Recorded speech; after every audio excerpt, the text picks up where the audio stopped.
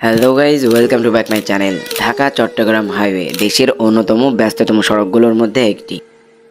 প্রতিদিন হাজার হাজার যানবাহন চলাচল করে এই রাস্তায়, কিন্তু এই সড়ক যেন দুর্ঘটনার ফাঁদে পরিণত হয়েছে। কেন বারবার ঘটে এইসব দুর্ঘটনা, এর পিছনে কারণেই বাকি বিস্তারিত থাকছে আজকের ভিডিওতে। আজকে সম্পূর্ণ ভিডিও জুড়ে আহমেদ আল্লাহিসের পক্ষ থেকে আমি রয়েছি সাইদ হাসান। আসলে ইউটিউব জীবন তথ্য সবার আগে পেতে সাবস্ক্রাইব করুন আমাদের ইউটিউব চ্যানেলটি, যুক্ত হয়ে যান আমাদের এসবিএল ফ্যামিলিতে। চলুন শুরু করা যাক আজকের ভিডিও। ঢাকা চট্টগ্রাম মহাসড়ক দেশের অন্যতম গুরুত্বপূর্ণ এবং ব্যস্ততম মহাসড়ক। প্রতিদিন হাজার হাজার গাড়ি ছুটে চলে এই সড়ক দিয়ে বাংলাদেশের দিক দিগন্তে। কিন্তু দুঃখজনক হলো এটাই বাস্তব যে দিন দিন এই রাস্তাটি অ্যাক্সিডেন্ট স্পটে পরিণত হচ্ছে।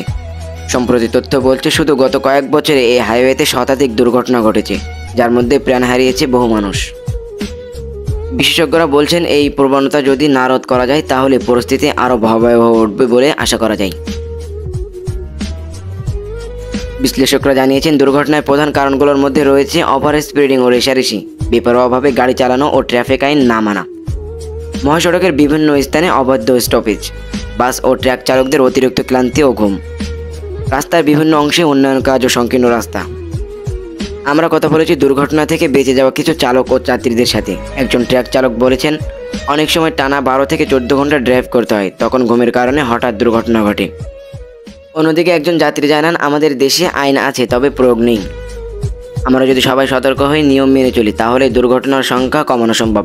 আপনারা কি মনে করেন কমেন্টের মাধ্যমে জানান আপনার মতামত। প্রিয় দর্শক, আপনাদের সকলের উচিত গাড়ি চালানোর সময় আরও সাবধান হওয়া।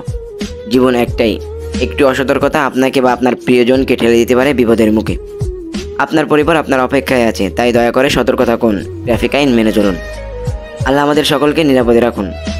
আর নিরাপদে চলাচলের জন্য দয়া করে ভিডিওটি শেয়ার করুন যেন সবাই সচেতন হয়। দেখা হবে পরবর্তী ভিডিওতে। আজকের মতো ভিডিও থেকে বিদায় নিচ্ছি। আহমেদ আল্লাহিসের পক্ষ থেকে আমি সাইদ হাসান।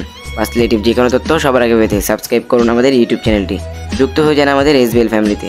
কথা হবে আবারও অন্য কোনো দিন নতুন কোনো বাসের তথ্য নিয়ে। ততক্ষণ পর্যন্ত আমাদের সাথেই থাকুন, সুস্থ থাকুন। আল্লাহ হাফিজ।